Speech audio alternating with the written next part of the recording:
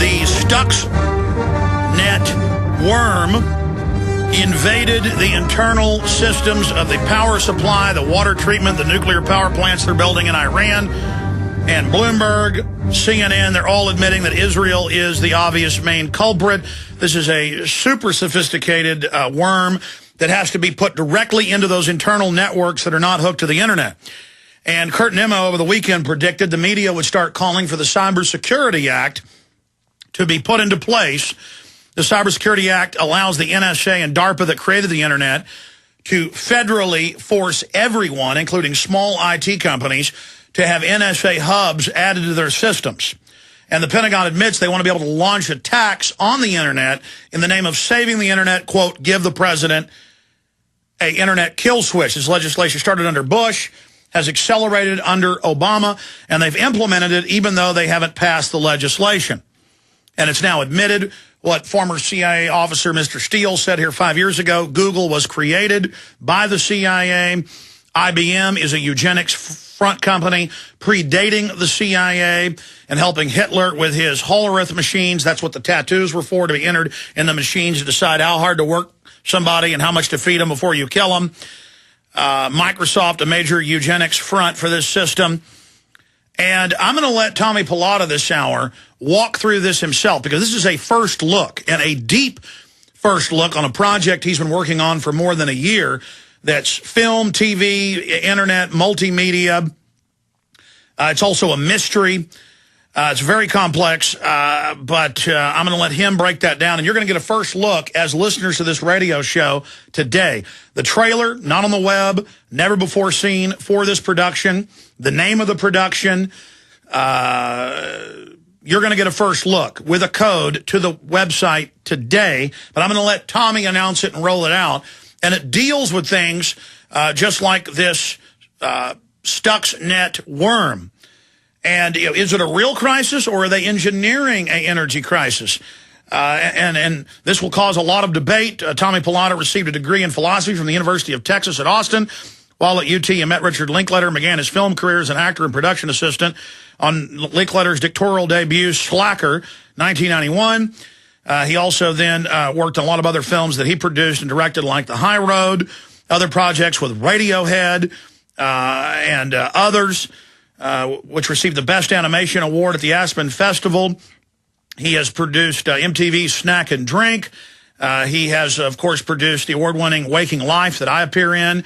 And, of course, so many other films, MTV music videos, the 2006 film with Keanu Reeves and many others based on Philip K. Dick's book, A Scanner Darkly. And he joins us today. I was honored a few months ago when he called me and asked if I wanted to really premiere and debut much of this new project. So I'll let him announce the website that's just going live today, but only for our listeners. And it's going to be live for 28 to 48 hours. This isn't going to be officially launched for some time, but he'll tell you about it all. Joining us from the Netherlands via video Skype is Tommy-Pallotta. Tommy, good to have you here. Good to be here, Alex. Okay, so how you doing? I'm good. You're looking good there over in the Netherlands. How is Femke and the baby? They're good, man. Good. In fact, I can hear the baby back there. Finally not getting a lot of sleep. It's just like Daddy. It's good to have you here. We'll break down this project. I mean, you're really premiering the announcement and the launch of it here, and I'm very honored. Well, first of all, I actually didn't mention that you were in Scanner Darkly as well. I appreciate you putting me in it. You even let me write my own role into it. I'm really one of the only changes from the PKD book. Yeah. Well, you know, when I moved back to Austin, you were the first person I called, and I knew that you had to be in that movie. You know, I think sort of conspiracies are something that have always interested me, and especially using that in the sort of film medium. So what happened, there's a Dutch broadcaster here called VPRO, and they did a documentary about the sort of coming energy crisis called Energy Risk. And they realized that their viewership was getting older and literally dying off, that the people who are watching these types of things on TV, they're either losing them or they're just old and dying. So what they wanted to do was create an experience that had sort of a serious documentary subject, but to sort of approach it in a new way. So what we came up with was a transmedia approach, which means that it's sort of a multiple platform storytelling device. So we took the premise of this documentary, and which is sort of going around the world talking to all the leading experts and sort of the scenarios of what if and what will be happening in the future, but then sort of reappropriating it and remixing it and creating a sort of a fictional narrative on the web. So that's really what the genesis of this program is, and it's called Collapsus. And the website, can we give the website address out? Is that ready? Sure, yeah. It's collapsus.com, and we'll put that URL up on screen, but it's spelled COLLAPSUS.com, collapsus.com. And it's extremely sophisticated and, like you said, really a fusion of old media and new media. And we're going to be showing some screenshots of it coming up in about 30 minutes. We'll premiere the trailer here for the audience. But folks want to visit the site now, don't they, Tommy? Because it's not going to be available in a few days. Yeah, I mean, the site will go live October 1st. But because your sort of spirit sort of carried us through this project. And in fact, one of the characters, Tony, was somebody that had heard of you, but I made him sort of listen to you and sort of bring your spirit into his character. We thought it would be great to give your listeners a premiere of this experience. So you have to have a code to get in. And the code is InfoWars. So if you use that code, you'll be able to enter into the experience. So it's InfoWars without the com. InfoWars. Yeah. And I was talking to you last night, and you were talking to Jaron, my producer. You were saying it might be live for 24 hours or a little longer. People need to get in there to get a first look now, because then it's going to shut down for a couple days before the official launch. Yeah, exactly. So the code is InfoWars, INFOWARS. Yeah. My listeners might be able to remember that. We made it easy. They may have heard of that term a time or two. Well, I mean, let's get into this, because it's also, you were telling me, kind of a mystery in this multimedia experience. People, learn more as they process through it. I mean, tell us about it.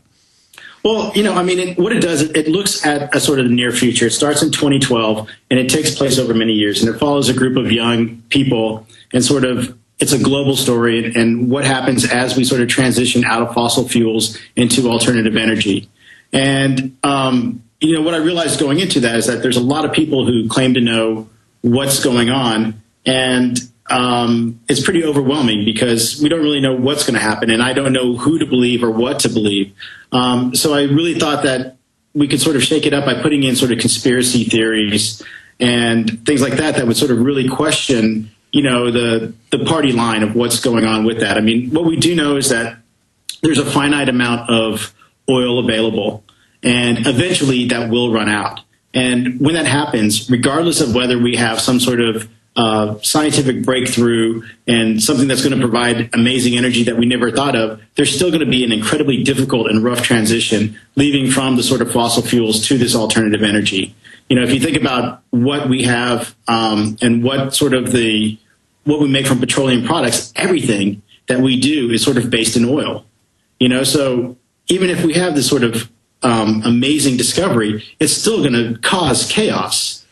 And the added point that you introduce, from what you've told me, is that are they artificially trying to accelerate the shutdown of the oil system? Are the big mega oil companies trying to suppress other alternative energies? We know they've been doing that for decades. So this production looks at it from a lot of different angles. It's not this way or that way. I mean, am I saying too much, or am I correct to say Collapsus is meant to spur debate and thought? That's exactly what it's supposed to do. I mean, it's supposed to sort of intrigue you, and the entire experience. It's a fictional world, but also you go into it and you have the choice to go into documentaries, talking heads, professionals in the field and sort of make that choice yourself if you want to hear more information. And it really is meant for you to come up with your own ideas. So it's almost like a digital version. I mean, I know this limits it, but it's almost like a digital version of those storybooks that'll have 4 or 5 different possible paths you can take, and you make the decision. I think it's really simple. I mean, when I'm on the web now, a lot of times I'm listening to your show. I'm surfing the web, checking stuff up like you so often tell us to do. I'm checking emails at the same time. I'm chatting with somebody. The way that we're sort of getting information now, it's very different than this whole passive idea of watching a show on television. And I think it's sort of about mixing and collapsing these mediums and interacting with information in an entirely new way. And when we come back, get into how the website works. And people can go and discover this for themselves by going to collapsis.com and entering InfoWars.